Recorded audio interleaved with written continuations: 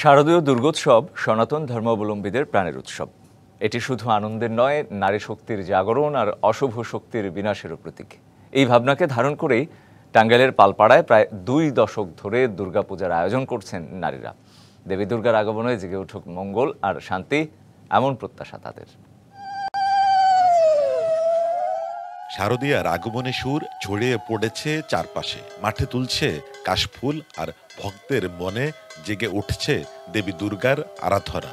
প্রকৃতির সাথে বোঝা যাচ্ছে যে মা আগমন হচ্ছে, কাশফুল ফুটে গেছে, আমরা এখন জেনে গেছি যে মা আসতেছে। যখন আসে আমরা তখন আগমনী বার্তা বুঝতে পারি যে কাশফুল ও শিউলি ফুলের মধ্যে দিয়ে মাকে আমরা জানতে পারি যে মা আসছে আমাদের ভিতরে। আমরা ভাবি যে এখন কাশফুল ফুটছে, মা দুর্গার আগমন হবে।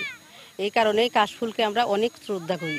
এই আয়োজন শুধুমাত্র একটি ধর্মীয় আয়োজন নয়, এটি একটি সামাজিক বার্তা, এটি নারীর ক্ষমতায়ন, নারীর স্বাধীনতা, নারীর সম অধিকারের মহাযজ্ঞ। দেবী যখন নারী রূপ, তখন তার আরাধনায় নারীদের ভূমিকা অনস্বীকার্য। এই ভাবনা থেকেই টাঙ্গাইলের ঐতিহ্যবাহী সন্তোষের পালপাড়ায় নারীরা আয়োজন করছেন দুর্গাপূজা। 2 দশকের বেশি সময় ধরে একতা সংঘের নারীরা পূজার আয়োজন করে আসছে। ক্রমে যা হয়ে উঠেছে নারী জাগরণের এক অনন্য উদাহরণ। প্রথম যখন পূজাটা শুরু হয় তখন আমরা আমাদের বাবার বাড়ি সিরাজগঞ্জ, ওই জায়গা থেকে আমি কালেকশনে যাই। ওয়ালটন এখন দেশের সীমানা পেরিয়ে পৌঁছে গিয়েছে 50টিরও বেশি দেশে।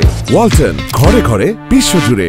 যাই ওই জায়গাতে পূজা করি, যে আমরা মেয়েরা সবাই পূজা করি, আমাদের পূজার একতা সংঘ। নারীরা আমাদের দেখে সবাই নারীরা পূজা করুক, ছেলেরা যেরকম করে আমরাও সেরকম যেন করতে পারি। মায়ের পূজা করি আমরা, মনে খুব আকাঙ্ক্ষা, মায়ের আনি ভালো, আমাদের দেখা দেখি সবাই করুক।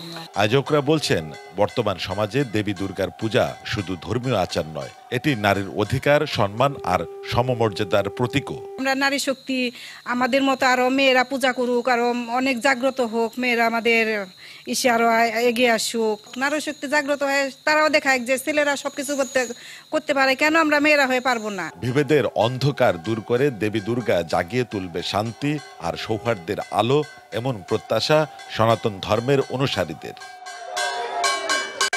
Sohel Talukdar, DBC news, Tangail.